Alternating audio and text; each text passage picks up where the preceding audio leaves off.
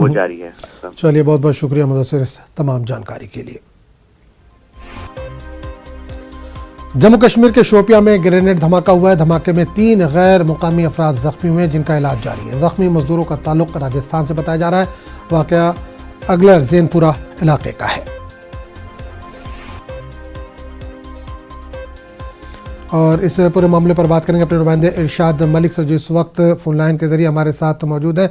इरशाद मलिक, इस वक्त शोपिया से बड़ी खबर आ रही है, ग्रेनेड धमाका हुआ है जिसमें 3 गैर मुकामी अफराद जख्मी हुए हैं। क्या है पूरा मामला? आजम जी, रात 9:30 बजे शोपियान जिला में नामालूम अफराद ने अगलर जैनपुरा इलाके में जवाहिर नवोदय विद्यालय स्कूल के नजदीक एक ग्रेनेड फेंका, जिसमें 4 गैर रियासती मजदूर 3 गैर रियासती मजदूर जो है वो जख्मी हो गए। तो मुश्तबा मिल्टन ने ये ग्रेनेड जो है JNV के स्कूल के सहन में फेंका है, जो जोरदार धमाके से फटा और वहां स्कूल में काम करे 4 गैर रियासती मजदूरों को मामूली चोटें आई, जिनको इलाज के लिए नजदीकी सब डिस्ट्रिक्ट अस्पताल जैनपुरा में भर्ती किया गया और वहां इनका इलाज हुआ है। तो लेकिन हम वहां पे कई मजदूरों से हमारी बात हुई है, उनका ये कहना है कि लगातार इस तरह के जो हमले हो रहे हैं गैर रियासती मजदूर में, चाहे उसमें जो हमारे साथ बात हुई है वो मुस्लिम मजदूर थे। उनका ये कहना है कि हम चाहते हैं कि हम यहाँ से निकलें, क्योंकि अब हमें नहीं लगता है कि हम यहाँ पे सेफ है। बिल्कुल। क्या अभी तक कोई गिरफ्तारी हुई है? जो ग्रेनेड अटैक किया गया है, कितने लोग थे, किसने किया? क्या पुलिस की तरफ से इस ताल्लुक से कुछ जानकारी दी जा रही है? पुलिस की तरफ से साहब कल डिस्ट्रिक्ट पुलिस की तरफ से यहाँ पे जो है ट्वीट किया गया है, तो उसमें ये कहा गया था कि पूरे इलाके को कॉर्डन ऑफ किया गया है।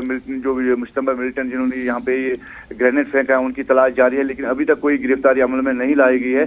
फिलहाल जो है मजदूर लोग जो काम कर रहे हैं इस विद्यालय स्कूल में, जो काम कर रहे हैं वो तजव्वुज में है कि हमें किस तरह सिक्योरिटी दी जाए। हम यहाँ से बाल बच्चे लेके आए हैं, क्योंकि वो मजदूरी करते हैं और वहाँ स्कूल के लिए काम करते हैं, तो वो वहाँ पे जो है शड़ों में रहते हैं। तो वही कुछ बच्चे वहाँ पे खेल रहे थे, जो बच्चे दूर से खेल रहे थे, क्योंकि ग्रेनेड जहाँ पे फटा है वहाँ से बहुत दूर वो बच्चे से नहीं बाहर था।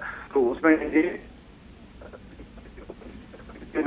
तो जाहिर सी बात है कि अब वो जो उनके पूरा जो परिवार है उसको वहां से निकालना चाहते हैं और वहां यहाँ से निकलना चाहते हैं। जी बिल्कुल। शायद एक आखिरी सवाल करना चाहूँगा, इंतजामिया का इस पूरे मामले पर क्या कहना है? क्योंकि गुज़िश्ता रोज हमने देखा कि ईंट भट्टे पे कुछ काम कर रहे थे जो मजदूर, उनमें उनको निशाना बनाया गया था, एक हलाक भी हो गया। आज जो है ये मजदूर 3 वो जख्मी हुए हैं। तो इंतजामिया का इस पूरे मामले पर क्या कुछ कहना है?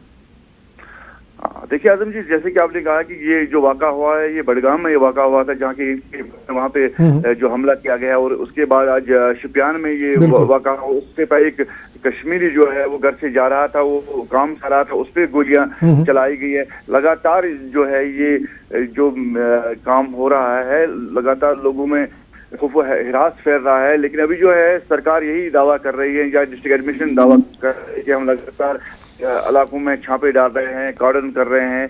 तो कहीं ना कहीं उनकी भी यही कोशिश है कि जल्द से जल्द इन लोगों को पकड़ा जाए, ताकि पता चले कि क्यों ये काम किया जा रहा है, क्यों आम लोगों को टारगेट किया जा रहा है। इस पे तो उनकी नजरें है ही।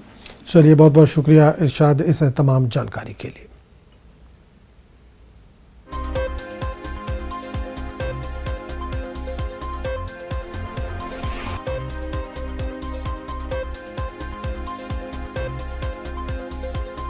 सर, हम लोग तो उधर खाना खाने बैठे थे, जब धमाका आया, जब जाके खाना छोड़ के फिर उठ के आए, तो जब तक देखिए इधर बहुत हल्ला गुल्ला हो रहा था।